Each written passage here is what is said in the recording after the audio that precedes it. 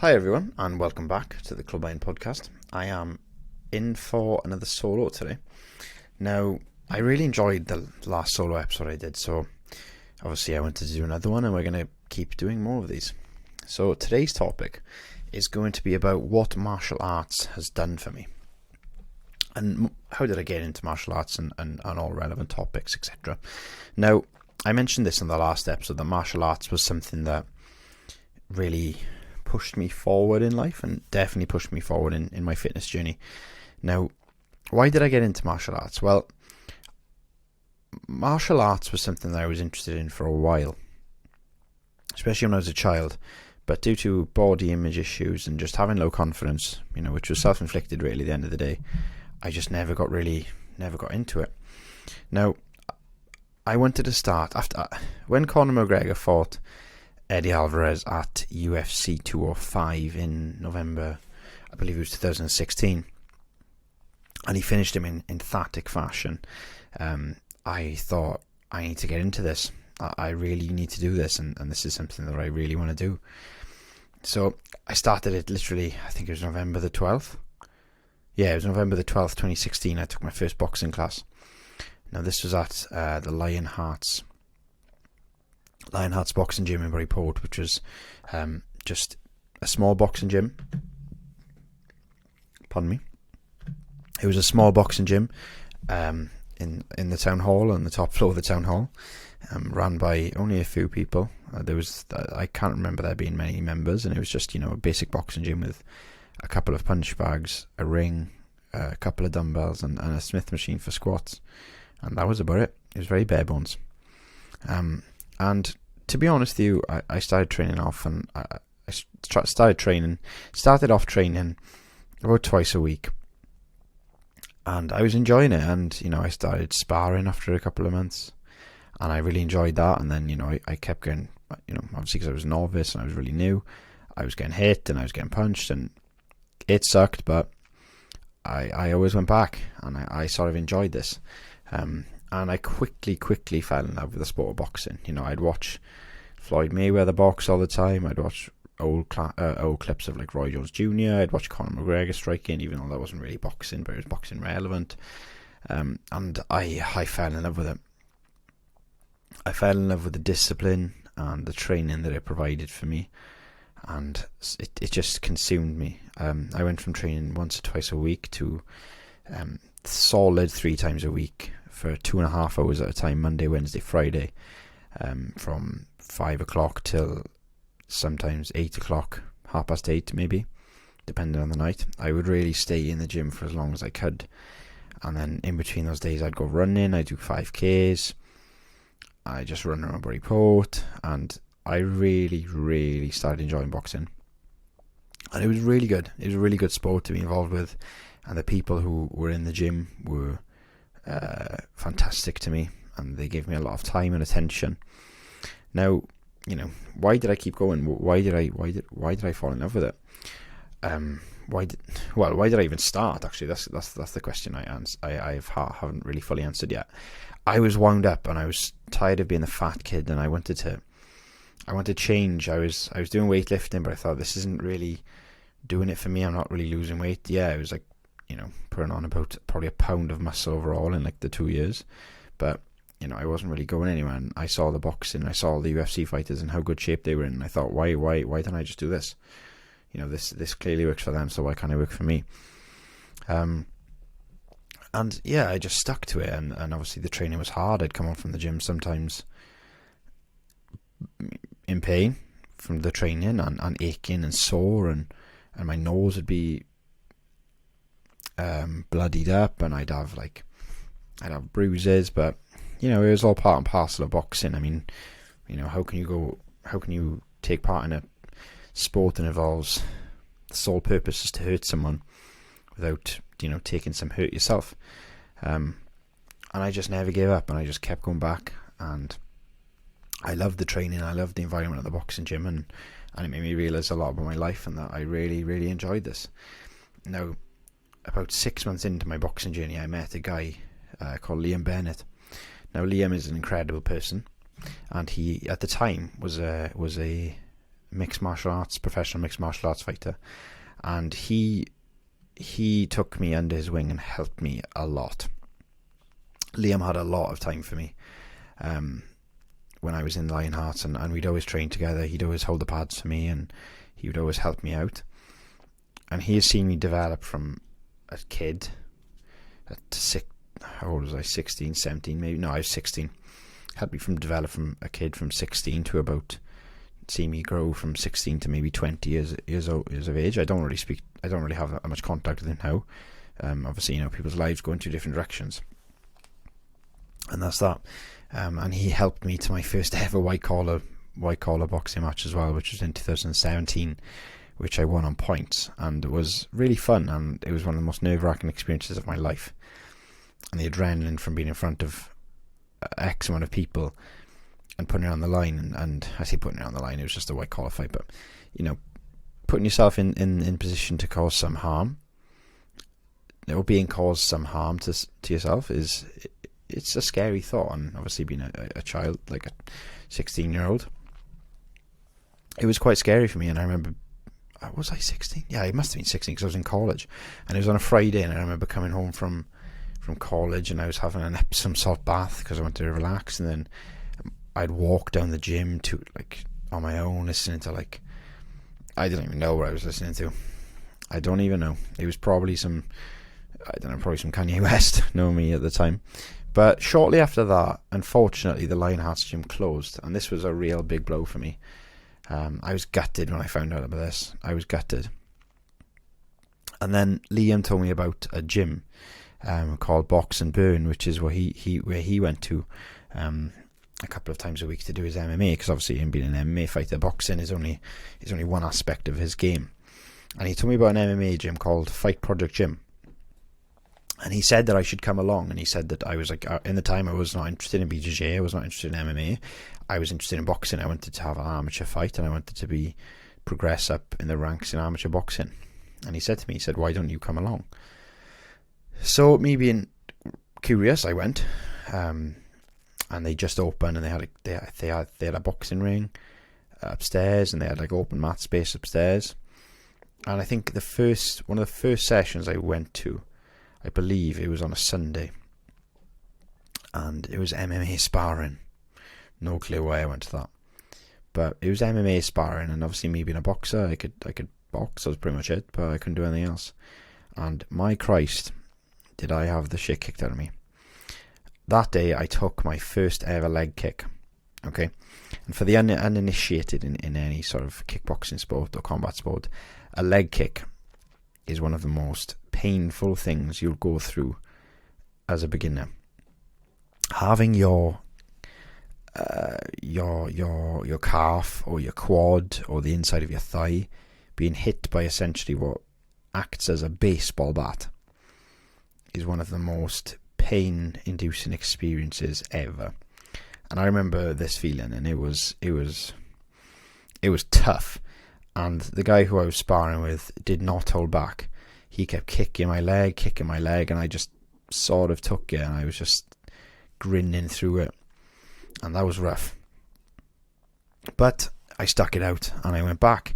And I remember I was training there for a couple of months. I was doing Liam's MMA class, and I would go with two of my friends, Jaden and Lloyd.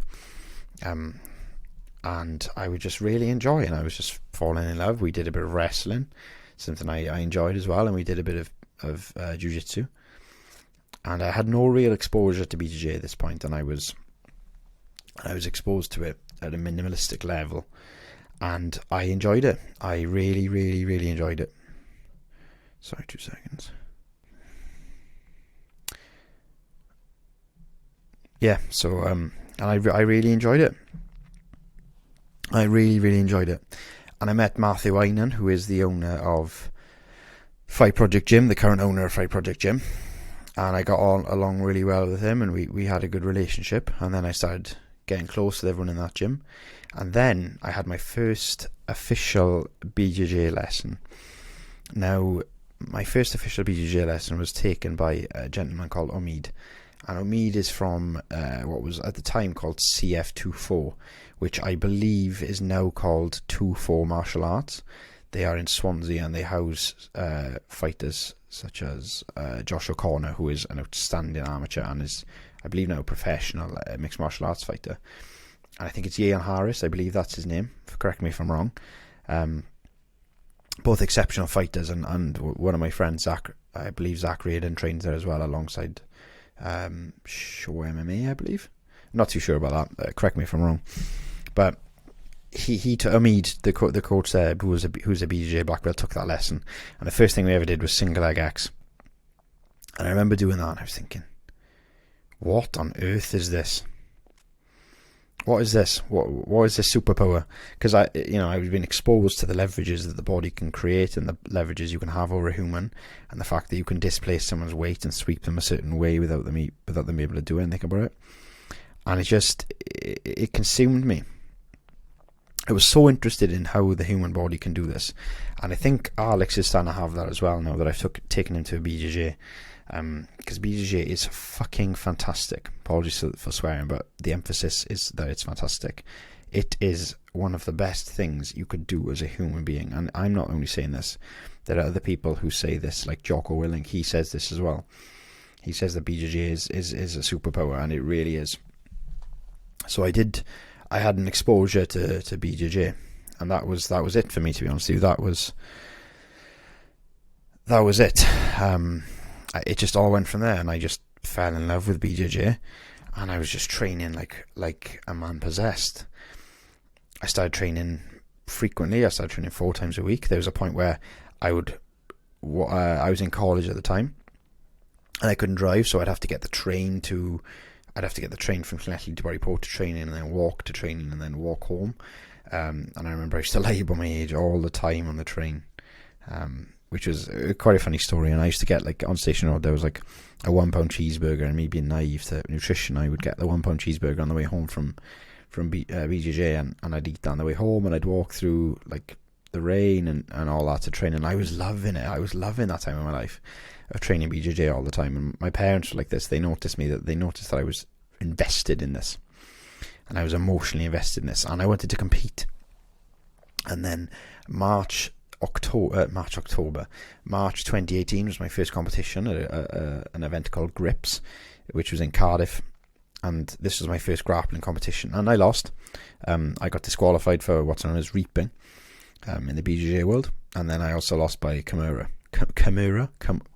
sorry, my bad. And even after losing, I was not disheartened. This made me want to train more, and I was training genuinely 7 days a week, sometimes twice a day. Maybe 4 out of the 7 days would be twice a day. Wrestling, BJJ, no-gi, just anything and everything I could get my hands on. I was trying to soak up as much knowledge about BJJ that I could. Now, I did have interest in martial arts, mixed martial arts at the time, but they sort of fizzled out due to the fact that I didn't really want to go through with the mixed martial arts training, because it wasn't something I was passionate about.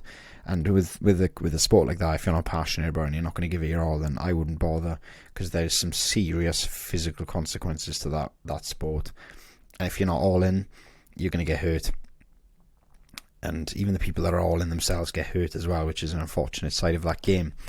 But I dismissed the prosperity of doing MMA, and I just solely went to BJJ. I was in love with the game, and I competed 6 times the following year as well. And I did the British finals in 2019, and I was second in the whole of Britain for my weight. Something I'm gutted I didn't win, and I should have won. That's not saying that I should have won because of unfair judging or scoring. I should have won because I should have done what needed to be done. But unfortunately, it just didn't work out. And then I was just obsessed, and then it came crashing down. I started, COVID hit, and then I came to like a bit of a grinding halt, to be honest with you. I had my blue belt off Gareth Dunmer in 2020 in September, and then that was it for me. I'd given up. I quit, and I still to this day don't understand why. Maybe it was a burnout issue because I was doing it all the time. But yeah, that was 2020, and then 2023, I'm back. I'm back now doing BJJ. I've been doing it for like maybe 3-4 months, alongside my nutrition plan. And I'm loving it again. I'm competing this Sunday. I took the fight on 2 weeks' notice. I'm back, and I absolutely love this sport. Now, that's just a bit of background into my martial arts journey for you. And now I'm going to answer the question, what martial arts has done for me. Okay, so if you have ever been out in the pub, then you've probably had this bit of anxiety knowing that, you know, something physical can happen with someone. You know, if you put a bunch of drunk people in a room, you know, sometimes things can go wrong. Sometimes altercations can come about, and sometimes people can get aggressive. Now, martial arts has given me this sort of backup tool. I feel that whenever I go out into a certain environment, 9 times out of 10 I can defend myself to the best of my capabilities, and I can leave relatively unscathed. You know, BJJ has given me that knowledge, and you shouldn't really take a street fight to the ground, because you don't know what can happen, and you don't know, you know, you're not exactly aware of your surroundings if you're on the floor. But that's why I've done boxing as well. I know how to throw hands. That sounds actually quite weird, but you know, I know how to throw hands as well, and that has given me some confidence. Now, it hasn't made me an arrogant person. You know, if you ask anyone that knows me, I'm probably one of the most calm and collected people that they know.